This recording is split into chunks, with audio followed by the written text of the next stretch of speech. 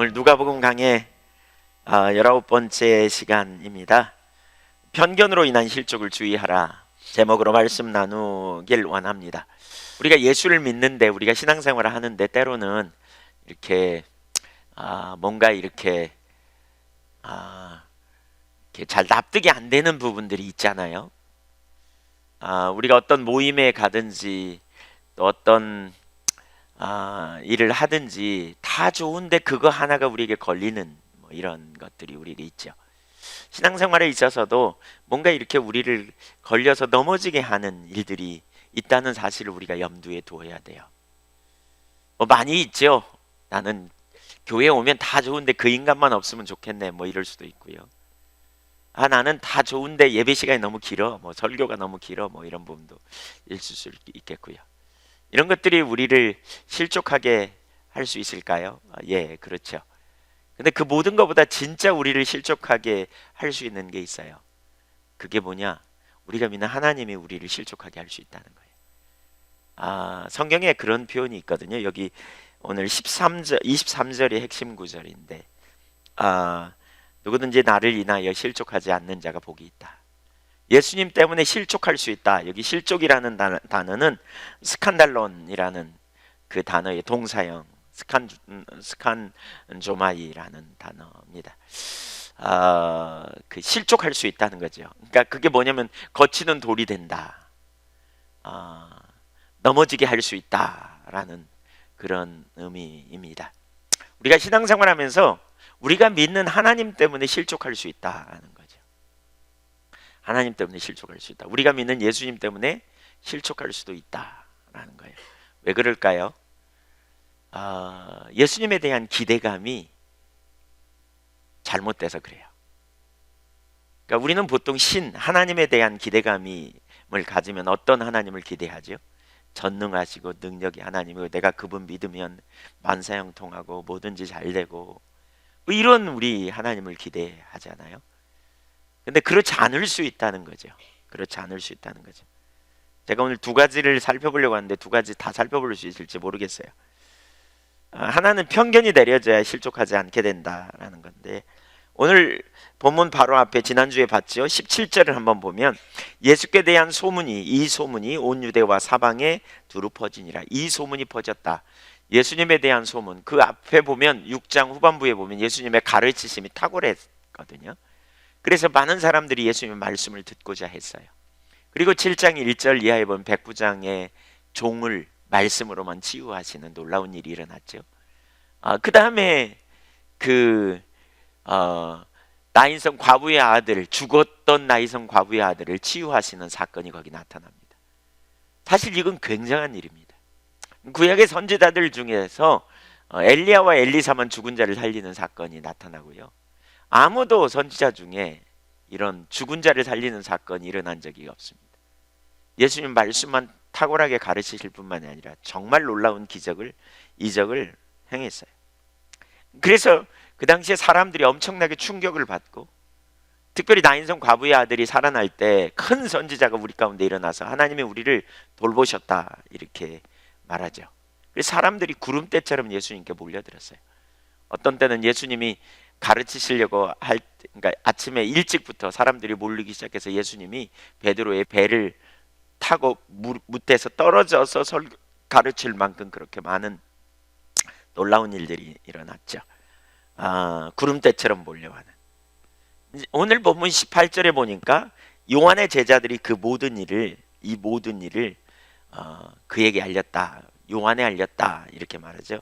세례 요한은 감옥에 갇혔었거든요. 그러니까 3장 20절에 보면 세례 요한이 그 헤롯 안티파스에 의해서 감옥에 갇혀요. 헤롯 안티파스는 갈릴리 분봉왕이고요. 자기 아내의 동생의 아내를 자기가 아내로 삼어요. 자기 아내와 이혼하고 자기 동생의 아내, 그러니까 처제를 데려다가 아내로 삼어요. 그러니까 얼마나 정말 악한 일을 저지르지요. 이걸 본 선지자로서 세례 요한이 한마디 하죠. 당신 악한 짓이라고. 그랬더니 그 말에 그냥 화가 나가지고 감옥에 가둬요. 그래서 그때부터 감옥에 갇혀 있었어요. 세례 요한의 제자들이 이 예수님에 대한 소문을 듣고 가서 이렇게 요한에게 이런 소식을 전했던 거죠. 그런데 세례 요한이 이 소문을 듣고요, 예수님의 정체성에 대해 혼돈에 빠졌습니다. 그는 자기 제자 중에 두 사람을 예수님께 보내어 묻습니다. 누가복음 7장 19절에 보니까 요한이 그 제자 중 둘을 불러 주께 이르되 보내어 이르되 오실 그이가 당신이 오니까 우리가 다른 일을 기다리오리까 하매 20절 읽어보세요. 시작.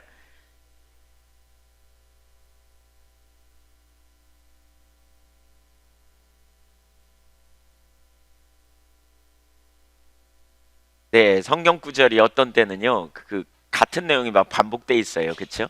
왜 이럴까요? 중요한 구절이라 그래요. 어떤 임금은 한 줄로 막, 어떤 왕은 한 줄로 막, 한 줄도 안 돼 그냥 아주 한 반절로 끝내버려요.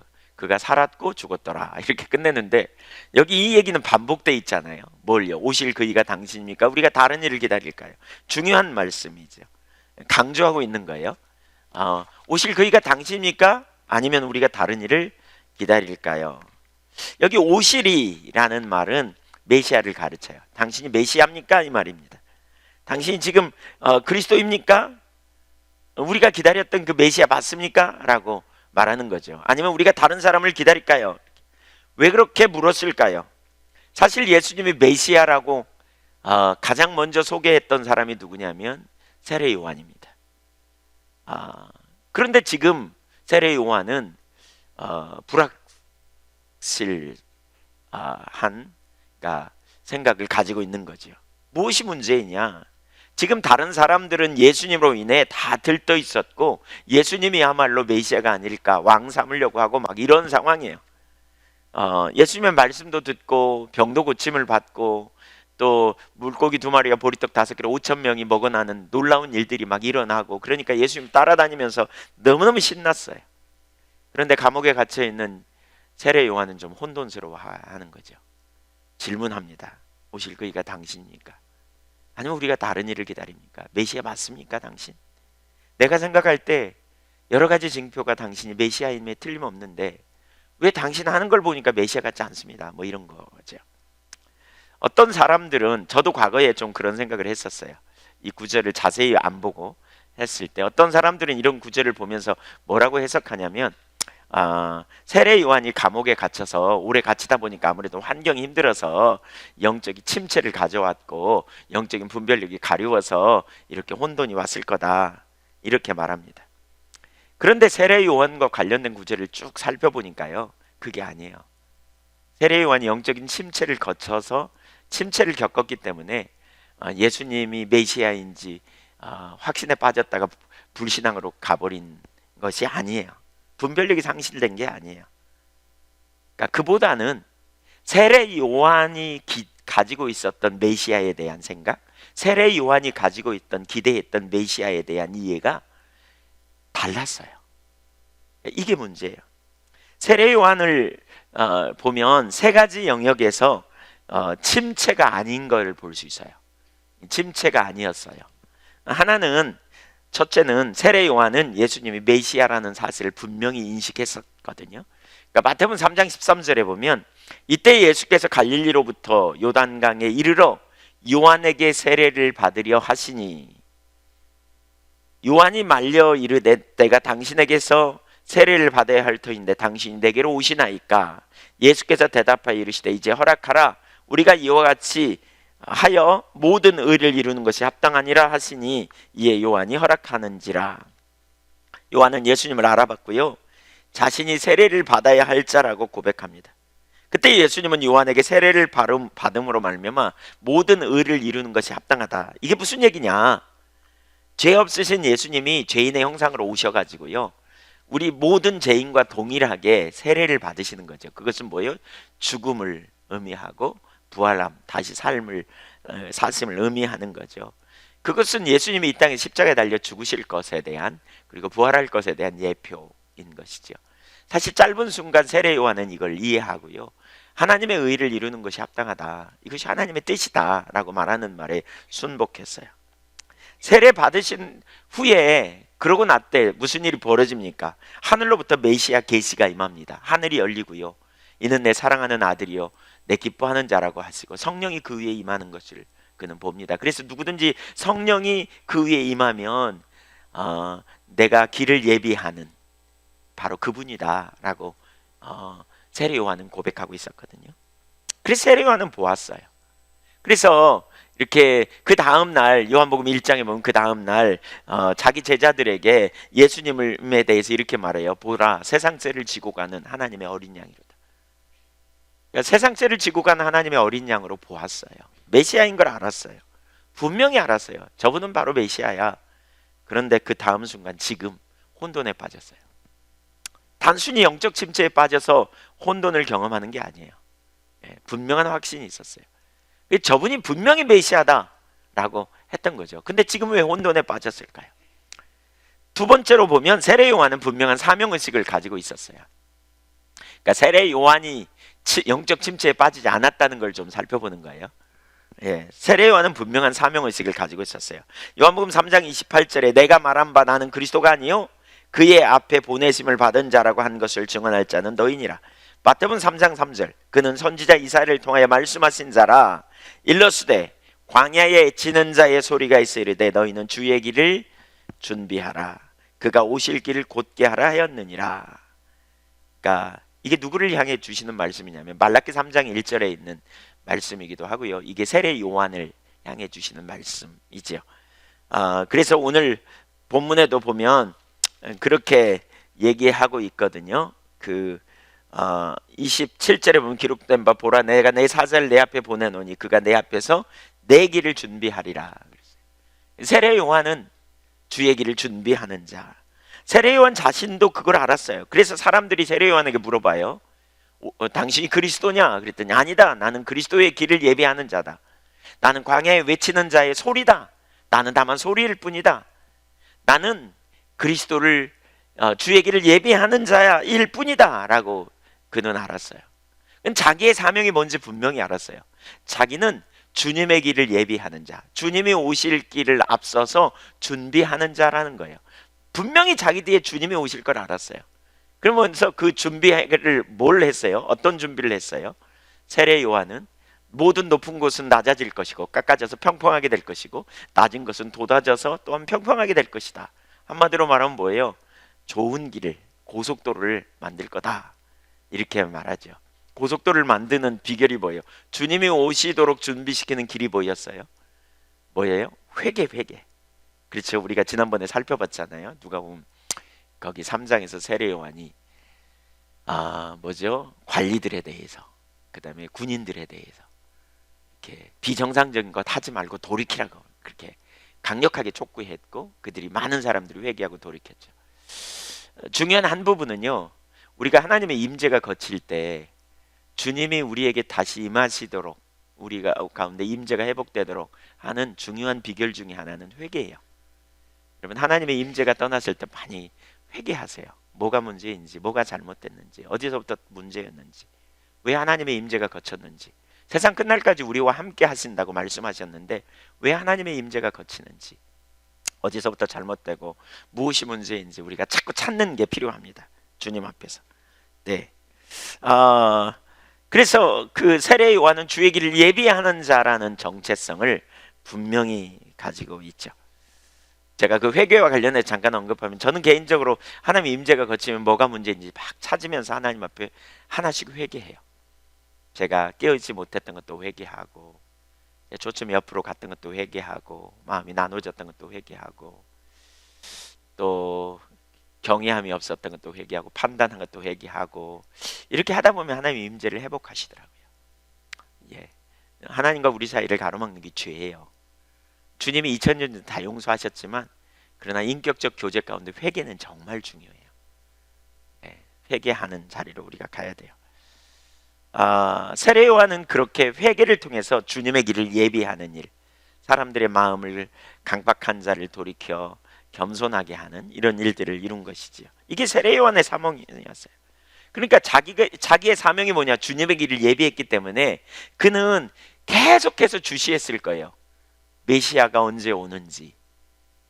또 예수 그리스도를 세례 주고 나서 나중에 그러잖아요. 나는 그는 흥하여야 되겠고 나는 쇠하여야 되리라 이렇게 말하거든요. 예수님은 흥하여야 되겠고 자기는 쇠하여야 되리라. 왜냐하면 자기는 그의 신발끈을 풀기도 감당치 못할 사람이라고 고백하면서 예수님이야말로 메시아 되심을 그가 고백했는데, 그러니까 예수님이 행하시는 일, 예수님이 이루실 일에 대한 기대감을 가지고 그가 얼마나 기대이었겠어요. 근데 감옥에서도 계속 그러니까 자기 제자들에게 예수님이 무슨 일을 하고 계시는지를 들었지 않았겠어요? 여기 들었다 그랬잖아요. 그러면서 과연 예수님이 정말 메시아로서 행하시고 계시는가를 보았을 거라고요. 누구보다도 아마 그 사명의식, 나는 주의 길을 예비하는 자야, 내 뒤에 오시는 분이 바로 메시아야, 그 메시아를 그렇게 주목하고 또 기대했을 거라는 거죠. 그래서 누구보다도 예수님의 정체성에 대해 그는 순간순간 옳은지 아닌지 고민했을 거예요. 그게 자신의 사명이었으니까. 성경적으로 올바른가를 많이 생각했을 거예요. 밖에 있는 사람들은 정말 흥분했다니까요. 많은 사람들이 예수님 따랐다니까요.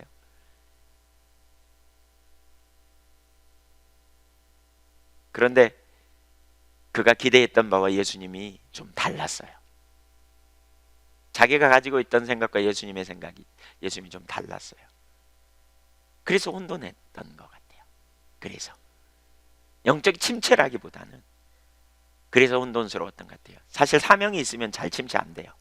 사명을 놓치면 침체가 되죠.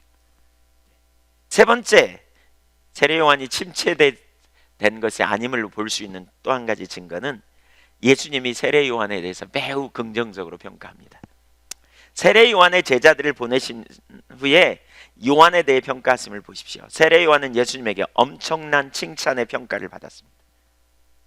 그러니까 오늘날 이단들이 흔히 우리 신천지, 문선명, 통일교 이런 이단들이 많이 쓰는 게 뭐냐? 세례 요한이 실패했다.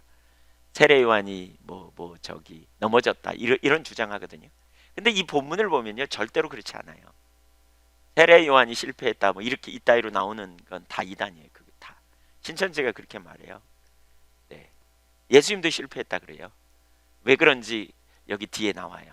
오늘 잘 들으면 왜 그렇게 말하는지 알 수 있어요. 편견 때문이에요. 편견. 세례 요한이 가지고 있던 편견과 똑같은 편견이 오늘날 많은 사람들에게 있어요. 그래서 예수님의 메시아 사역을 다 감당 못했다고 이렇게 말하면서 새로운 메시아가 필요하다 이렇게 주장하는 일들이 일어나죠. 왜냐하면 세례 요한과 똑같은 편견이 있어서 그래요. 잘못된 이에요. 오해.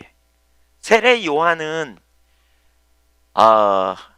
예수님에게 대하여 엄청난 칭찬의 평가를 받아요. 26절을 같이 한번 보실까요? 시작. 그러면 너희가 무엇을 보려고 나갔더냐? 선지자냐? 옳다. 내가 너희에게 이르노니 선지자보다 훌륭한 자니라. 모든 선지자들보다 더 뛰어난 선지자가 누구냐? 세례 요한이었어요. 이사야나 예레미야나 아모스나 호세아나 이 모든 선지자들과 비교할 수 없을 만큼 뛰어난 선지자. 왜요? 주의 길을 예비하는 자였으니까요. 바로 주님의 길을 예비하는 선지자였기 때문에 그래요. 28절을 보세요. 28절 시작. 내가 너에게 말하노니 여자가 낳은 자 중에 요한보다 큰 자가 없도다. 그러나 하나님의 나라에서는 극히 작은 자라도 그보다 크니라 하시니라. 여자가 낳은 자 중, 세상에서 태어난 자 중에 세례 요한보다 큰 자가 없다. 이렇게 예수님 평가해요. 예수님, 그가 영적으로 침체됐다면, 이렇게 침체돼서 영적인 혼돈을 겪고 있다면 정신 차리라 그래라 이렇게 말하지 않았겠어요? 근데 그렇게 말하지 않아요. 여자가 낳은 자 중에 세례 요한보다 큰 자가 없다 이렇게 말해요. 세례 요한은 실패한 사람이 아니에요. 세례 요한은 인간일 뿐이었죠. 근데 여자가 낳은 이 중에 세례 요한보다 큰 자가 없다. 근데 그 다음 구절에 뭐라 그러냐? 그러나 하나님의 나라에서는 극히 작은 자라도 그보다 크니라. 이게 무슨 얘기예요? 세례 요한은요, 예수님보다 앞선 자예요. 누구를 통해 구원받아요? 예수 그리스도를 통해 구원받아요. 그래서 우리는 예수 그리스도를 통해 하나님 나라를 소유한 자이기 때문에 세례 요한보다 더 크다는 거예요. 그러니까 이게 엄청난 은혜예요. 우리는 예수 그리스도의 대속의 은혜로 구원받은 자이기 때문에 그래요. 네, 바로 그런데 세례 요한이 믿음이 약해져서 혼돈에 빠지고 예수님을 의심한 것일까? 결코 그렇지 않아요.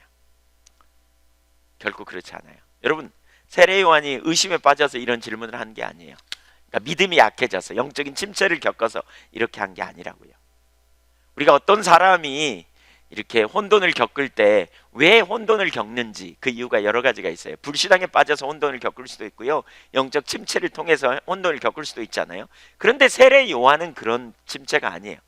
우리가 세례 요한과 같은 혼돈을 겪을 수도 있어요. 그럼 세례 요한은 왜 혼돈을 겪었을까? 도대체 뭐가 문제일까? 23절이 그 핵심 구절이에요. 세례 요한의 제자를 돌려보낸 다음에 예수님이 이렇게 말씀하세요. 같이 읽어볼까요? 시작. 누구든지 나를 인하여 실족하지 아니하는 자는 복이 있도다 하시니라. 뭐라 그랬어요? 예수님이 이렇게 말해요. 나를 인하여 실족하지 않으냐 하는 자는 복이 있다. 나를 인하여, 여기 실족이라는 단어는 아까 나눴죠? 그 스칸달리조라는 단어예요.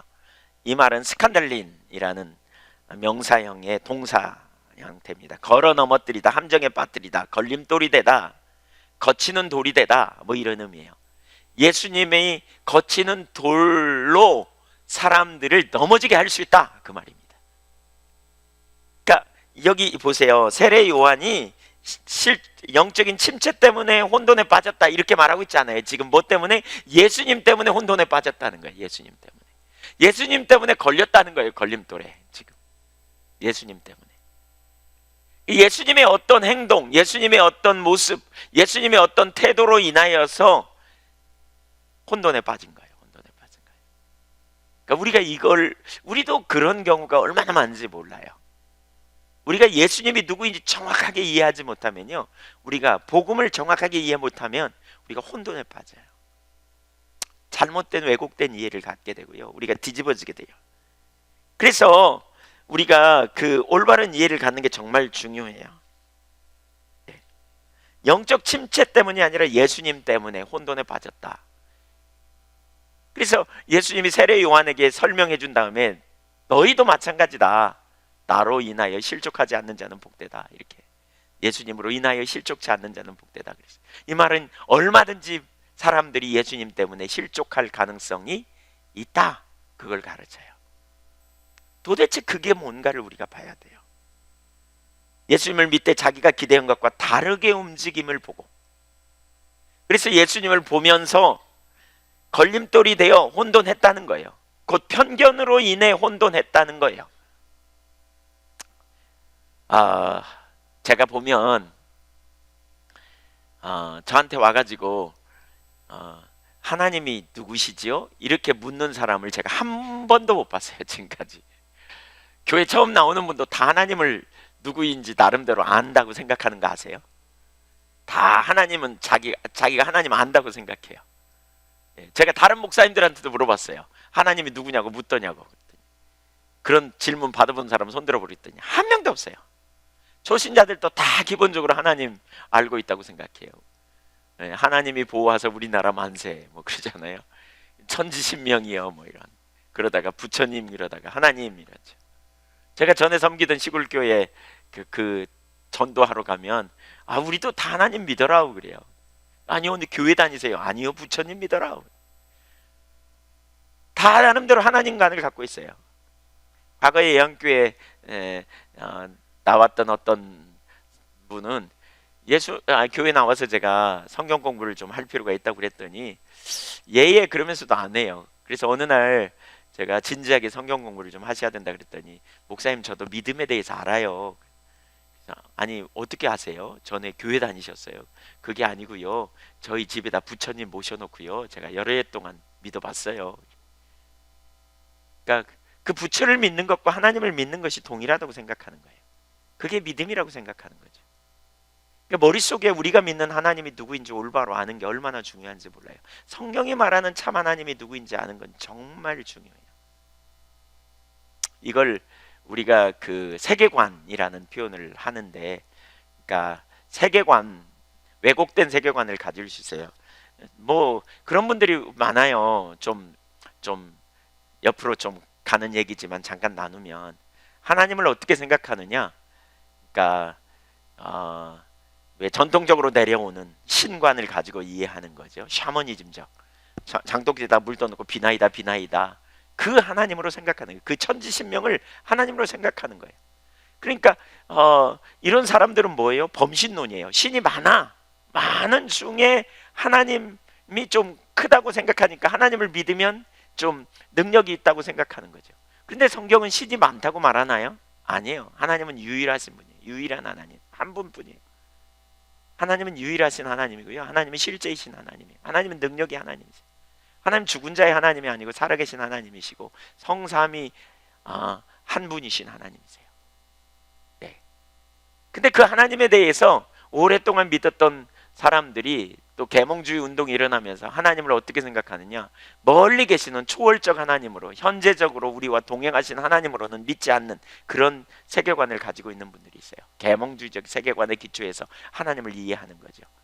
그래서 하나님은 오늘날 더 이상 우리 가운데 별로 개입하지 않는 것처럼 그냥 막연하게 그냥 어떤 관념 속에 계신 하나님으로 이해하는 경우가 있어요. 네. 근데 그 하나님이 아니에요. 성경이 말하는 진정한 하나님이 누구인지 우리가 아는 게 얼마나 중요해요. 하나님은 유일하신 하나님이시고 하나님은 인격체시고 그 인격체로서 우리를 사랑하셨고 먼저 사랑하셨고 우리의 사랑을 받기를 원하시고 그분은 말씀으로 우주 만물을 창조하셨고 네, 그분은 지금도 역사의 주관자이시고 그분은 우리의 영원한 유일한 왕이시고 그분은 생명이시죠. 네, 우리가 그분을 그분의 주권 아래에 있을 때 그분은 우리를 통치하시고 우리의 보호자가 되시고 그분이 당신의 독생자를 아끼지 않고 내놓으심으로 누구든지 예수 그리스도를 믿음으로 말미암아 이제 예수 안에서 우리는 하나님의 자녀가 되는 놀라운 축복을 누리게 된 거죠. 이런 혼돈부터 시작해 가지고요. 더 나아가 오늘 세례 요한의 혼돈은 그런 혼돈은 아니에요. 세례 요한은 성경적 세계관에 기초하여 훈련된 사람이기 때문에. 근데 우리는 사실 그 혼돈이 훨씬 더 넓어요.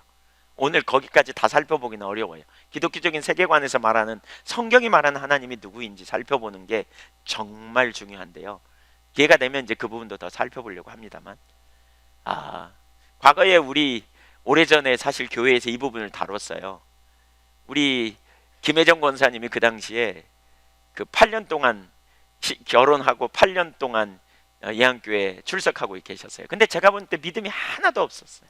그냥 시어머니의 보내심을 받아 나오셨어요. 근데 어느 날 이 세계관의 문제를 다루면서요, 샤머니즘적 세계관, 기독교적 세계관, 또 계몽주의적 세계관에 대해서 비교하면서 하나님이 누구이신지 설명했더니 나중에 이분이 그냥 그날 뒤집어지셨어요. 막 축사가 일어나가지고 귀신이 떠나가고요, 막 이런. 물어봤어요. 그때 무슨 일이 있었냐고. 그랬더니 내가 8년 동안 교회 다녔는데 내가 믿었던 하나님이 성경적 하나님이 아니었다는 거예요. 그래서 그날 회개하는 가운데 갑자기 그냥 성령께서 강력하게 임재하시면서 그 이후에 그분의 삶이 180도 바뀌었어요. 180도 바뀌었어요. 성경이 말하는 하나님이 누구인지. 사실 우리가 얼마든지 왜곡된 이해를 가질 수 있다는 거 아세요? 하나님에 대해서. 예수님에 대해서도 마찬가지예요. 여기 그들이 그렇게 기다렸는데 그 메시아가 자기들이 기대했던 메시아와 같지 않아. 그래서 지금 혼돈에 빠진 거죠. 구체적으로 무엇이 혼돈케 했는가를 우리가 이해해야 돼요. 이게 참 중요해요. 왜냐하면 오늘날 우리에게도 대단히 중요한 의미가 있어요. 요한은 구약의 마지막 선지자였습니다. 그런데 구약의 선지자들은 예언하면서 항상 두 가지를 예언했거든요. 그러니까 하나님의 사랑과 정의를 가지고 오실 메시아에 대해 예언하였고요. 또 하나는 눌린 자를 자유케 하고 치유와 회복을 이루실 것을 동시에 그러니까 이루실 것과 동시에 정의를 가지고 오셔서 모든 악한 자를 심판하실 메시아를 기대했어요. 그러니까 이런 거예요. 하나는 뭐죠? 이스라엘 백성들을 구원하실 거다. 모든 압제와 모든 사망에서 이스라엘 백성들을 건져내실 거다. 이걸 예언했고요. 또 다른 한 부분에서는요. 뭐냐?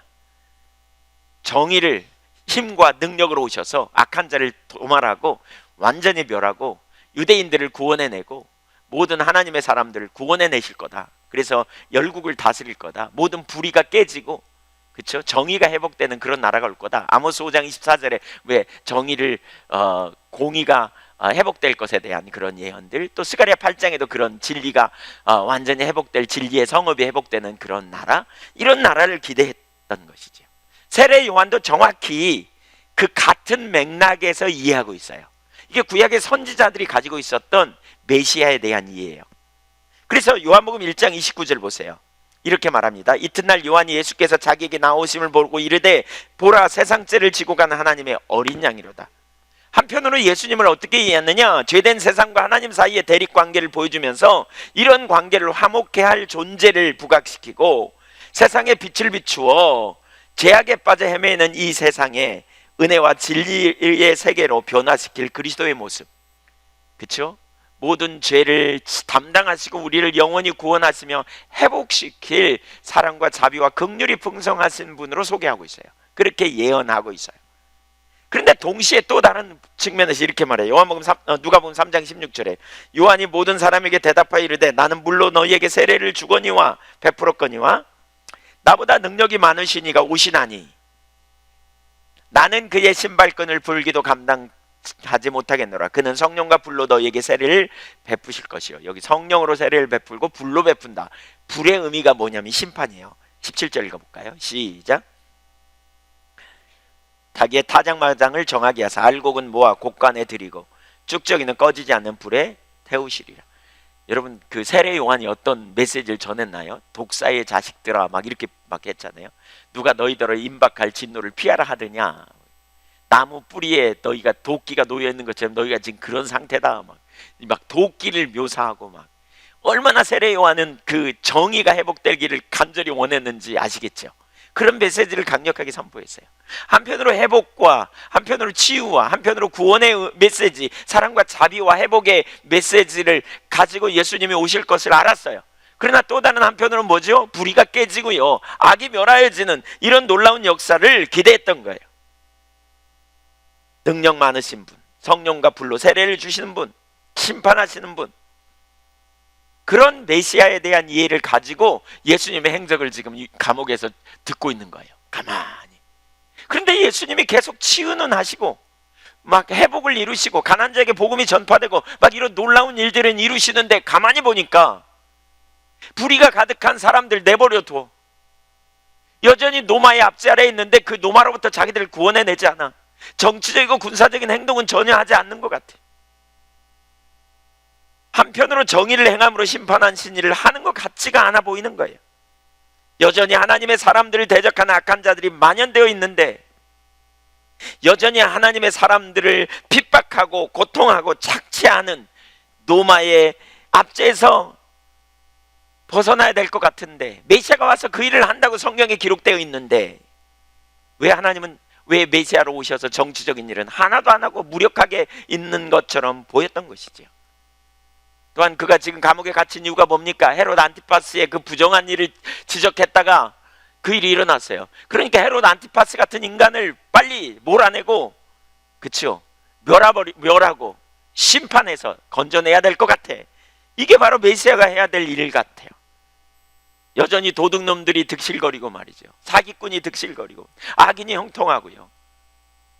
불의한 자가 잘 돼가고 있고 그러한 세상이 가득한데 예수님이 한편으로는 병자를 치유하고 약한 자를 고치고 자비와 긍휼의 사역은 베푸는데 이런 심판하는 일은 전혀 하시지 않는 것을 보면서 세례 요한이 혼돈에 빠진 거예요. 왜 안 하시지? 어떻게 이럴 수 있어? 메시아 맞아요?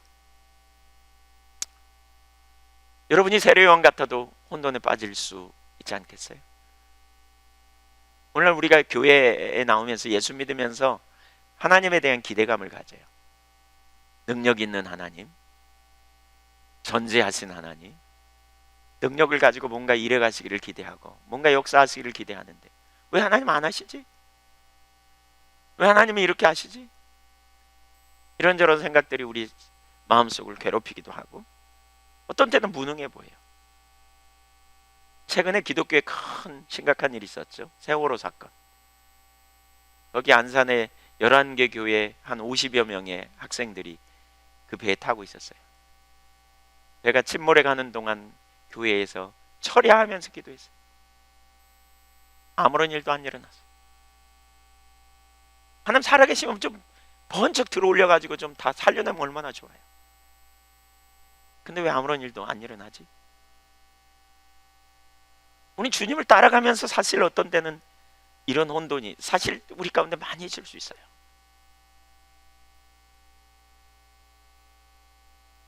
아우슈비츠 그 독게스실에서 수많은 사람들이 죽어갔어요. 근데 하나님은 침묵하고 계세요. 그래서 그 수용소에서 나온 사람 중에 86%인가는 하나님을 버렸대잖아요. 하나님은 안 계시다고. 왜 하나님 침묵하실까? 왜 그러셨을까? 유대인들은 정치적이고 강한 능력을 가진 역사를 뚫고 들어오셔서 역사의 대변혁을 이룰 걸 기대하는 메시아를 기대했는데, 자기들을 억압하는 자들을 멸하시고 모든 불의한 자들을 멸하시고 왕으로 통치하실 것을 기대했는데, 지금 전혀 그렇게 하지 않으시고 약자들을 돌보시고 치유하시고 능력의 역사를 이루시되 죽은 자를 살리시기도 하지만 다른 편에서 볼 때 이해할 수가 없었던 거죠. 그렇게 혼돈되어 있는 세례 요한에게 예수님이 오셔서, 그러니까 세례 요한의 제자들에게 그런 질문을 가지고 온 세례 요한에게 예수님이 그 사실을 모르셨을 리가 없을 것 같아요. 그럼에도 불구하고 예수님이 그 제자들에게 보이신 증거가 뭐냐? 자비와 긍휼의 사역, 회복의 사역, 치유의 사역이었어요. 왜 그랬을까요? 보시죠. 21절 보세요. 마침 그때에 예수께서 질병과 고통과 및 악기 들린 자를 많이 고치시며 또 많은 맹인을 보게 하신지라 보고 듣게 했다 그랬어요. 예수께서 대답하여 이르시되 너희가 가서 보고 들은 것을 요한에게 알리라. 증인이 되는 것이 바로 보고 듣는 거죠.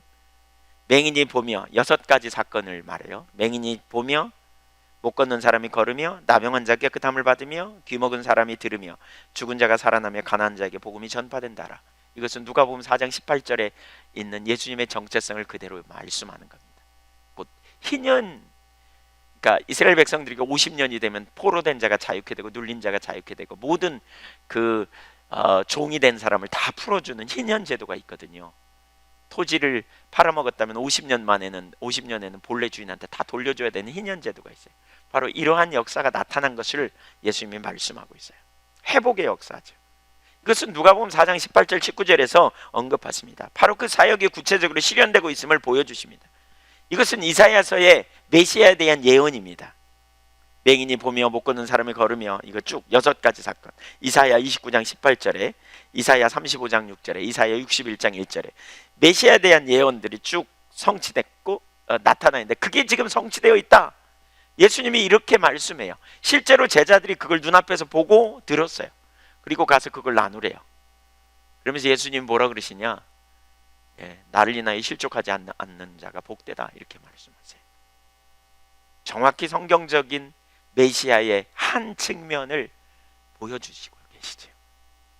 그러나 그 반쪽에 불과한 것처럼 보이죠. 반쪽에 불과해요. 정치이고 군사적인 메시아에 대한 기대감. 사실 이게 유대인들에게는 결코 작은 문제가 아니었습니다. 그 당시 많은 사람들이 예수님을 믿지 않은 이유가 바로 여기 있습니다. 우선 제자들 중에서도 예수님에 대해 실망했던 사람이 있죠. 대표적으로 가룟 유다 아닙니까?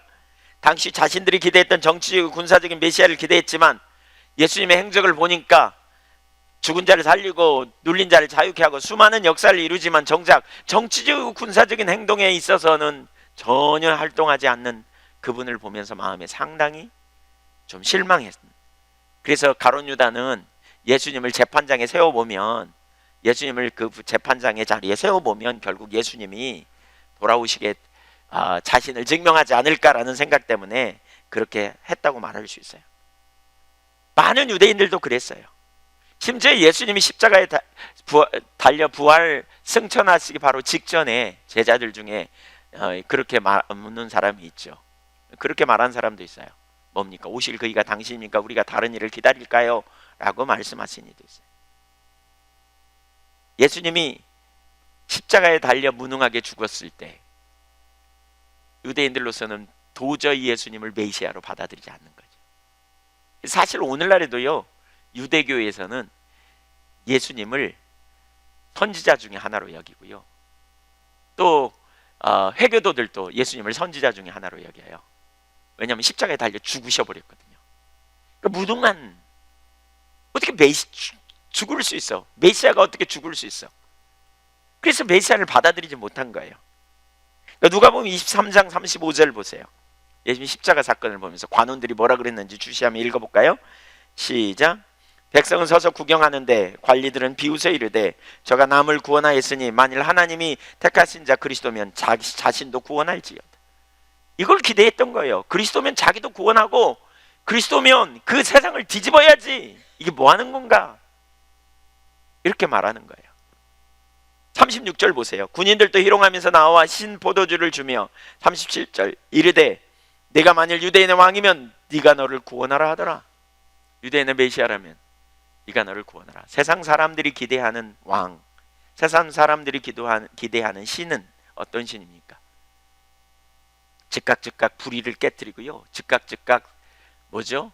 의인이 형통하고요, 그를 의지하는 자를 즉각 구원해내고요, 즉각 모든 영역에서 회복하고요, 그렇죠? 능력을 당장의 눈앞에 나타내는 그런 하나님을 기대하죠, 세상 사람들. 당장에 심판하는, 권력 앞에서 무능하게 죽어가는 메시아가 아니라 당장의 역사를 이루는 그런 신을 기대했어요. 그래서 비웃고 조롱해요. 당시 구경하던 유대인들이나 강도 중 한 명도 그랬어요. 그래서 39절에 보니까 달린 행악자 중 하나는 비방하여 이르되 네가 그리스도가 아니냐? 너와 우리를 구원하라 하되. 심지어 그 강도마저도 자기가 거기 달려 죽어가면서까지 예수님을 조롱했다니까요. 왜 그럴까요? 당시에 기대했던 메시아와는 완전히 다른 모습으로 예수님이 오셨기 때문에 그래요.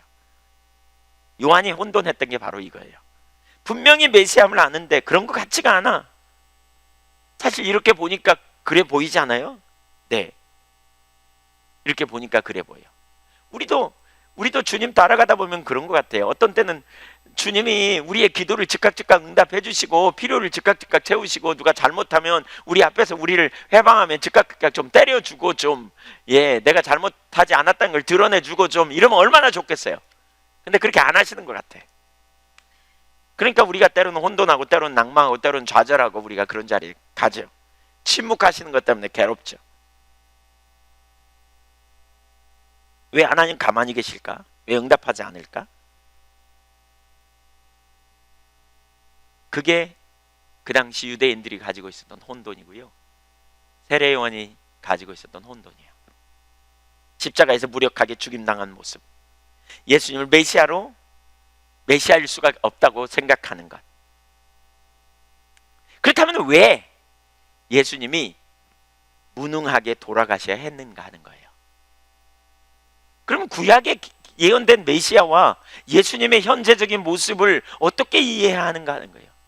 구약의 메시아는 뭐라고 말하고 있어요? 정치적이고 군사적인 메시아를, 심판자 메시아를 말하면서 또 자비와 긍휼이 풍성하신 분으로 말하고 있어요. 근데 예수님이 처음 오셨을 때 예수님은 무능하고 별로 보잘것없이, 어떻게 보면 회복과 부흥을, 많은 사람을 치유하고 자비와 긍휼을 사역은 베풀었지만, 그러나 정치고 군사적인 세력 앞에 무능하게 십자가에 달려 죽으시고야만 무력한 모습이 보이는 거예요. 그러니까 메시아일 수 없다는 거죠. 사실 오늘날 이 부분을 잘 이해 못하니까요, 많은 사람들이 예수님을 선지자 중에 하나로만 취급하거나, 아니면 이단들은 그래요. 그래서 예수님이 잘못됐다는 거예요. 예수님 메시아 사역을 감당 못했다, 그래서 새로운 메시아가 필요하다. 그래서 이모 씨가 자기가 메시아라고 그러고, 우리나라가 메시아가 얼마 28명 메시아가 많아요. 그렇죠? 자기가 메시아라는 거예요. 자기가 구원자라는 거예요. 뭐가 문제냐? 주견 한 가지가 있어요. 그게 뭐냐? 예수님이 2번에 걸쳐서 오실 것에 대한 이해를 갖지 못해서 그래요. 예수님이 2번에 걸쳐서 오실 것에 대한 그림을 갖지 못해서 그래요. 보통 우리가 그림 그릴 때, 그림 잘 그리는 사람은 보통 이렇게 하면 원근법을 잘 활용하면 가까운 산인지 먼 산인지 알잖아요. 근데 그림 못 그리는 저 같은 사람이 그리면요, 멀리 있는 산이라고 그려도 가까운 산처럼 보여요. 그냥. 네, 잘 못 그리는 사람은. 구약에 있는 그림이 마치 평면도와 같았어요. 평면도와 같았어요. 그러니까 멀리 있음에도 불구하고 멀리 못 보는 거예요. 두 가지 사건이 동시에 사건처럼 보인 거예요. 그러니까 메시아가 왔다 하면 두 가지 일이 동시에 일어날 것처럼 보았던 거예요. 그런데 예수님이 오셔서 그게 아닌 것을 가르쳐 주셨죠. 예수님은 두 번에 걸쳐서 오실 것을 말씀하셨죠. 세상 첫 번째 오실 때는 뭡니까? 예수님은 첫 번째 구원자로 오신 거죠. 구원자로 오신 거죠. 모든 인류의 죄악으로부터 구원할 섬길 종으로 오신 거예요. 그래서 요한복음 3장 17절에 나는 심판하러 온 게 아니다, 나는 구원하러 왔다 라고 말하죠. 구원을 받게 하려고 왔다 라고 말해요. 사람들이 볼 때 무능해 보이지만, 그러나 예수님께서 십자가 사건을 통해서 모든 죄악을 담당하고 인류의 모든 죄를 짊어지고 십자가에 달리심으로 말미암아 친히 모든 죄악을 영단번에 도말하시고 영원한 생명을 얻게 하시려고 오신 거예요. 영원한 생명을 얻게 하시려고. 그래서 영원히 우리를 구원할 길을 마련해 놓으신 것이지요. 그러나 예수님이 첫 번째 오심으로 끝나지 않았어요. 예수님은 부활하셨고 승천하셔서 영원한 나라에 가셨다면 예수님은 두 번째 다시 오실 것에 대해서 예언하고 있는 거죠. 그때 예수님이 두 번째 오실 때는 뭡니까? 만왕의 왕, 만주의 주로 오십니다. 천사장의 호령과 나팔소리로 오실 때, 그때는 모든 죄악이 멸하여지고 모든 사망의 권세가 파해지고 원수가 완전히 멸망당하게 되는, 불의가 깨지게 되는 그런 날이 올 것을 말씀하고 있는 것이죠. 하나님나라 비유 중에서 예수님은 좋은 씨를 뿌리는 밭에 가라지가 날 것과 그리고 중간에 그 가라지를 뽑지 않을 거라고 말하고 있어요. 그러나 추수 때에는 결국 그 가라지는 다 뽑히게 될 거다라고 말씀하고 있는 것이죠. 심판은 마지막 때에 오게 된다. 마지막 때 심판이 오게 된다는 거예요. 우리가 이 땅에서요, 예수 믿으면서 그런 생각하면 어떤 데는 혼돈이 많이 와요. 왜 주님이 가만히 계시지? 왜 주님이 내버려 두지, 저런 인간들? 왜 주님이 저런 인간들 그냥 둬? 빨리 데려가지 좀. 오늘날 자기가 메시아라고, 자칭 메시아라고 많은 교회를 혼돈시키고 문제를 일으키는 그런 인간들 왜 그냥 두나? 좀 데려가시지. 이해가 안 돼요. 어떤 때는 왜 그 수많은 사람이 죽어가는데 왜 예수님이 침묵하고 그냥 계신가? 왜? 우리는 이해가 안 돼요.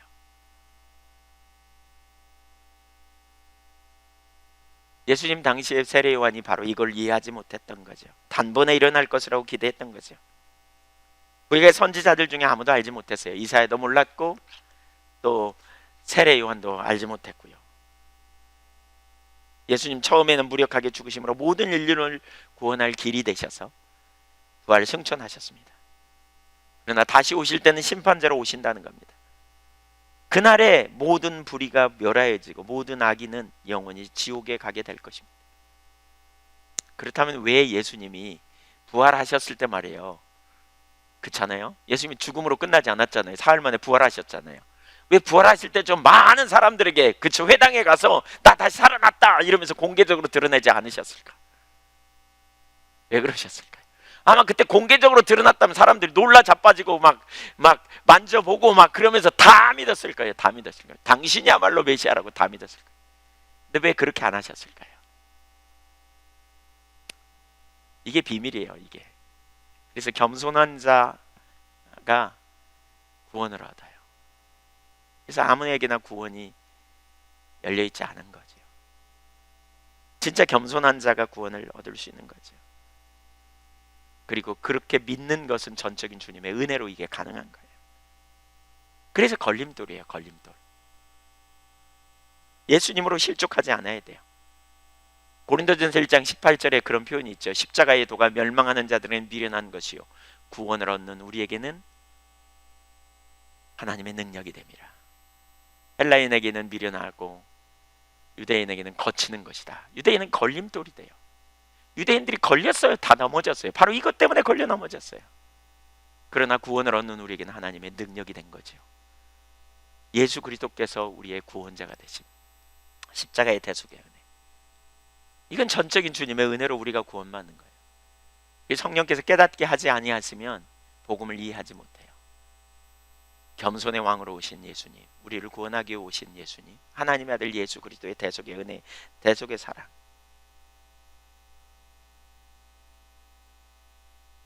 오늘날 기독교가 인기가 있으려면요, 기도할 때마다 응답이 오고요, 교회를 건드리면 막 즉각적으로 일이 벌어지고요.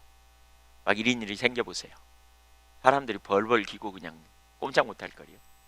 제가 전에 섬기던 그 마을에서 교회 전도하러 가면 지독하게 전도 안 하는 분이 있어요. 얼마나 막 온다 그랬다가 안 오기도 하고, 막 아니면 그냥 내 주먹을 믿으시오 막 노골적으로 이런 분들. 제가 막 속으로 그런 생각이 들어요. 하나님 한 번만 살짝 건드리면 어떨까요?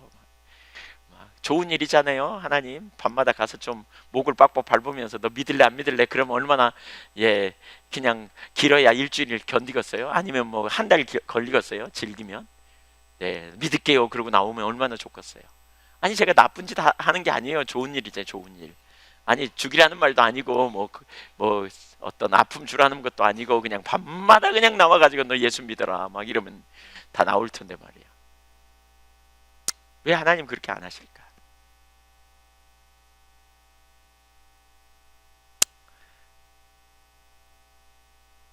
하나님 그런 방법을 사용하지 않아요.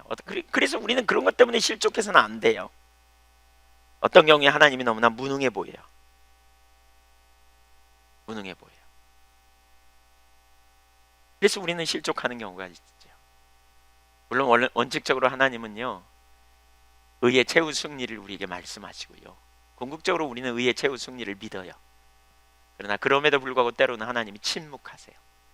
이해할 수 없는 경우가 있죠. 그렇다고 하나님이 우리를 버리셨느냐? 그렇지 않다는 거예요. 다 이해할 수 없지만 하나님은 완전하세요. 우리가 믿음으로 하나님을 신뢰하고 가는 거죠.